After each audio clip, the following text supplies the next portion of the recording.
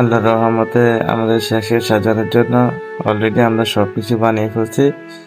তো আপনারা দেখেন আমরা কি কি বানাইছি। আল্লাহর রহমতে অতি তাড়াতাড়ি আমাদের সবকিছু সাজানো শেষ হয়ে গেছে। আমরা কি কি বানাবো, কি কি করব, সবকিছু প্ল্যান করে আমরা সবকিছু করছি। অতি শীঘ্রই আমাদের সবকিছু বানানো শেষ। আমাদের শেষে সাজানোর জন্য আমরা সবকিছু আমরা নিজ হাতেই বানিয়েছি কাগজ দিয়ে। আমরা কাগজগুলো কিনে আনছি বাইরে থেকে। এক বান্ডিল কাগজ প্রায় 150 টাকার মতো নিয়েছে। তো এবার আমাদের সেকশন সাজাবো আমরা সুন্দর করে। আপনারা সবাই আসবেন আমাদের সেকশন দেখার জন্য। অনেক সুন্দর করে সাজিয়েছি। আমরা কি কি বানাইছি এবার সেকশন সাজানোর জন্য আপনারা সবাই দেখবেন। আপনাদের সবাইকে দেখাবো ইনশাল্লাহ। সবাই ভিডিওটা দেখবেন, কেউ টানবেন না। টাইনা দেখলে কিছুই দেখতে পারবেন না।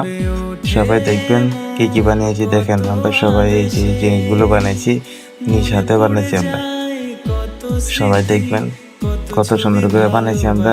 সেকশন যখন সাজাবো তখন এসে দেখবেন আমাদের শেষগুলো ইউনিভার্সাল। আমরা অনেক সুন্দর অনেক কষ্ট করে বানাইছি জিনিসগুলো।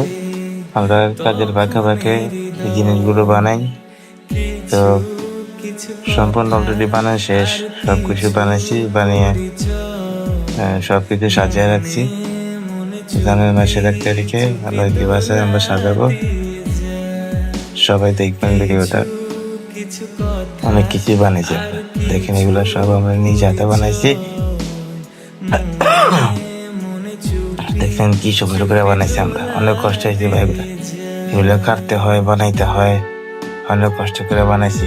তো আমার গলায় একটু সমস্যা, তো কথাগুলা কিরকম লাগবে জানি না।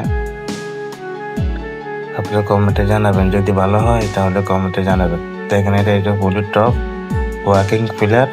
এটা আমরা যেখানে গেট বানাবো ওই গেটের 2 সাইডে দিব আর কি। অনেক সুন্দর লাগবে।